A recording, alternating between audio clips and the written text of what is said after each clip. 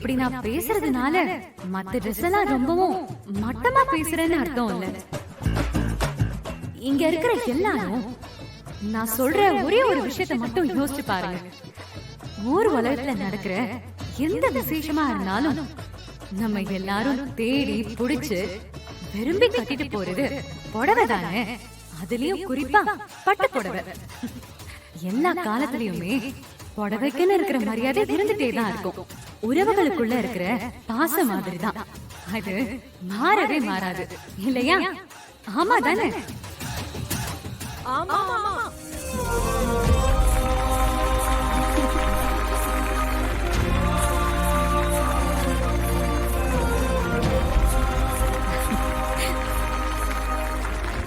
வாழ்த்துக்கள் வான்மதி, சூப்பரா பேசுனீங்க.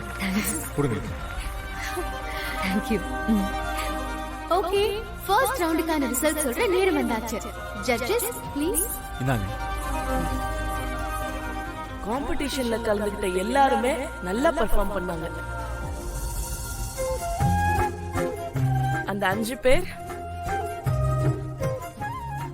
அனௌன்ஸ் பண்ணிடலாம் sir. Okay. First contestant Shifa, second contestant Vaishali, Pooja, சாரா,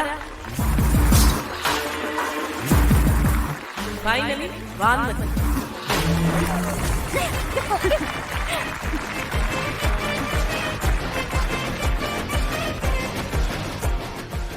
ஓகே வெண்ணிலா, அடுத்த ரவுண்ட் என்னன்னு தெரியுமா? அது தெரியாம எப்படி? பாரம்பரியம் பெண்கள்னு சொன்னாலே இந்த ரவுண்ட் இல்லாம இருக்குமா? Next round cooking round. ஆனா அதுல ஒரு ட்விஸ்ட் இருக்கு. அது என்ன ட்விஸ்ட்னு கேம் ஆரம்பிச்சதுக்கு அப்புறம் நம்ம ஜட்ஜஸே சொல்லுவாங்க. எஸ், அதுக்கு முன்னாடி நெக்ஸ்ட் ரவுண்டுக்கு செலக்ட் ஆன கண்டஸ்டன்ட்ஸ் எல்லாருமே உங்க திறமையை காட்ட ப்ரிப்பேர் ஆகுங்க.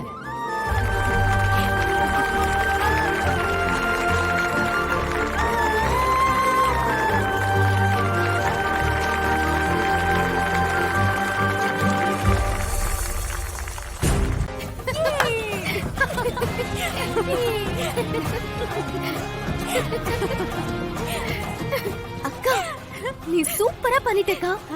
ஸ்டார்டிங்ல நீ தடுமாறினதும் நான் கொஞ்சம் பயந்தே போயிட்டேன். அப்புறம் பேச்ச கேட்டு நானே ஷாக் ஆயிட்டேன். நல்ல வேலை நீ எனக்கு காலையிலே அந்த லெக்சரை கொடுத்த. எனக்கு ஒரு நிமிஷம் எல்லாம் பிளாங்க் ஆயிடுச்சு. அப்பதான் நீ புடவைய பத்தி என்கிட்ட சொன்னது சடனா ஞாபகம் வந்தது. அத அப்படியே அடிச்சு விட்டுட்டேன். அண்ணாமலை ஆண்டி கண்டிப்பா இம்ப்ரெஸ் ஆயிருப்பாங்கல்ல? அண்ணாமலை ஆண்டி மட்டும் இல்ல, அவங்களோட மொத்த குடும்பமா இம்ப்ரெஸ் ஆயிட்டாங்க.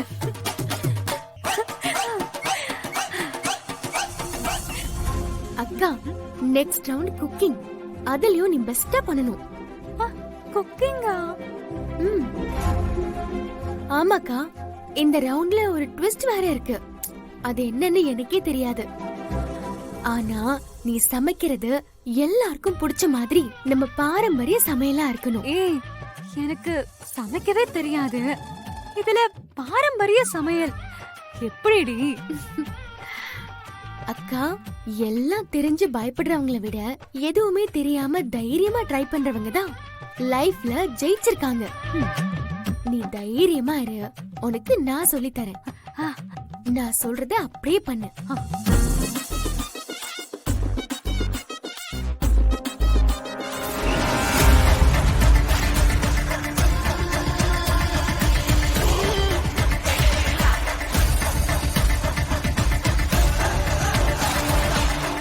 நல்லா கொதிச்சதும் அதுக்கப்புறம் நீ அதுல வெண்ணிலா,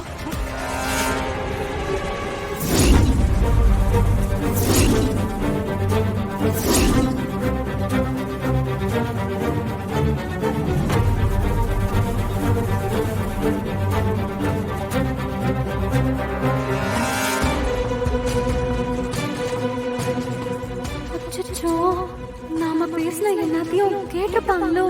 இவ சொல்லி கொடுத்துதான் எல்லாம் செஞ்சோன்னு தெரிஞ்சிருச்சா? தேங்க்ஸ் வெண்ணிலா. நீ ஸ்டேஜ்ல பேசின ஒவ்வொரு வார்த்தையும் தான் இன்னைக்கு மறுபடியும் எங்க குடும்ப கௌரவத்தையே காப்பாத்திருக்கு. மத்தவங்க கஷ்டத்தை உணர்ந்து கேட்காமலே உதவுற பெரிய மனசு உனக்கு இருக்கு. ஐயோ ஆண்டி, இதெல்லாம் நானா செய்யல. இப்படி நடந்துக்கிறது எல்லாம் நான் எங்க அக்கா கிட்ட இருந்து தான் கத்துக்கிட்டேன். அவ எனக்கு இந்த மாதிரி நிறைய விஷயங்களை சொல்லி கொடுத்திருக்கா. இனிமே நான் ஒரு நிமிஷம் கூட இங்க இருக்க மாட்டேன். நான் கிளம்புறேன். ஏய், இப்ப என்ன ஆச்சு? என்ன ஆச்சா? ஓ, இங்க எதுவுமே நடக்கலல. ஓகே ஓகே, இங்க எதுவுமே நடக்கலதான். நான் கிளம்புறேன். நான் ஆல்ரெடி செம டென்ஷன்ல இருக்கேன். இப்ப எதுவும் பேசாத, கொஞ்சம் அமைதியா இரு.